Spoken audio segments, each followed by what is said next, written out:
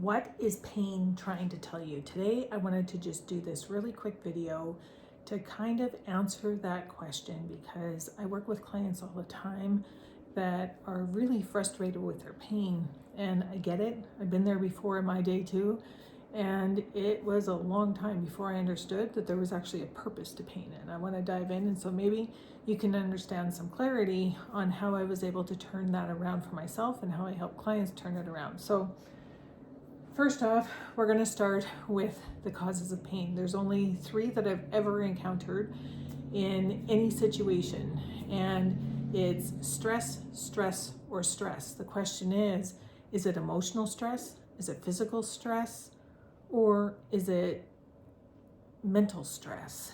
Those thoughts racing through your head. A lot of times people are thinking, I should, I could, because that inner bully it's mean. Human thought is more cruel than any person I've ever met. And we have to live with that day and night, 24/7. Every thought playing ping ball between our ears can encourage us, but it can also make us feel bad about ourselves, and really figuring out how to shift that around, because at the end of the day, you need to be your biggest cheerleader in order to be happy. And I mean, we live with ourselves all the time, so it's easy to be critical, but it's also easy to be loving when you figure it out. So that is the thoughts, that is the mental stress.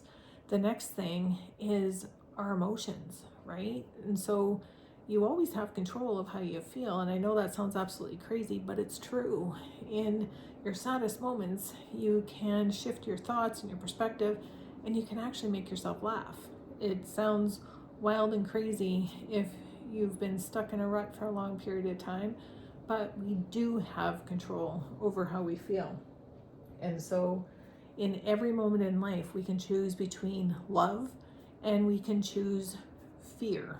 Every single moment.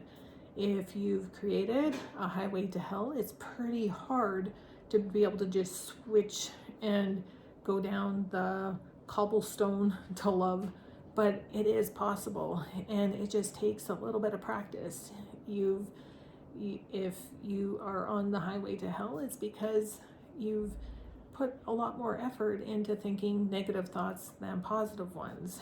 People that think glass half full all the time, they put more effort into thinking about things that are positive. That doesn't mean that if they're thinking positive, that they're feeling positive.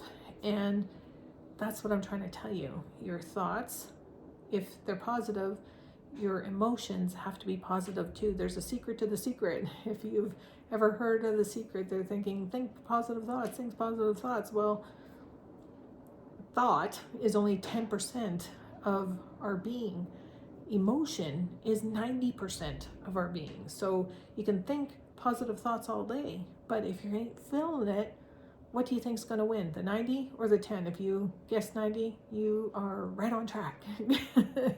And so at the end of the day, getting your thoughts in line with the emotions is one of the biggest keys to getting what you want and to feeling good and being encouraging, because that's what you deserve, right? You deserve to be happy. You deserve to feel unconditional love. You deserve to love you. And so I strongly encourage that. Next, once we figure out what's causing the stress, the physical, which is what I call the meat suit, the mental, which is what I call thought, and emotional, which is what I call heart. I'm going to the right side. It's determining what kind of pain that you're really experiencing in the moment. So it shows up in all forms. It can show up with how you're feeling, how you're thinking, how pain in the body. When it's an emotional pain, it moves. When it's detected, it's like, my shoulder hurts. Oh, you detect that, and now my hip hurts. It's crazy, chasing pain. I didn't know that that was a thing until I learned that was the thing.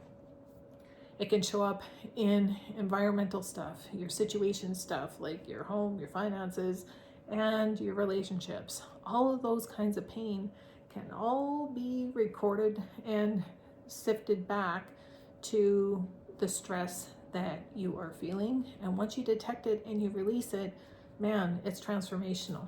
Now, I call it the matrix.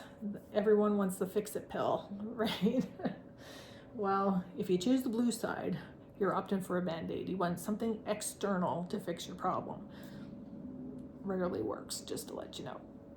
If you take the red pill, you are looking for the cause. You are looking for what is that feeling? What is that 90% that is keeping you making the choices that you've always made? Because let's face it, you are where you are because of the choices, the habits, the automatics, the thinking, the limiting beliefs, religious beliefs, political beliefs, whatever that you got going on rattling between your ears.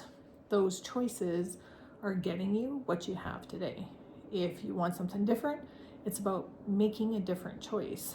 And the rabbit hole really does go deep. But at the end of the day, if you are stuck in story jail, it's going to leave you feeling like a victim, and that road is not fun. If you choose to pay attention to what it is that you're feeling deep inside, you're taking responsibility for it, it's going to lead to different choices. It's going to shift your perspective, and it's going to help you feel victorious. And at the end of the day, when you find you, there's nothing better than that. That's the best choice that you can do. I hope this quick video gave you some insights, and I would love to hear your feedback. What do you think? Bye for now.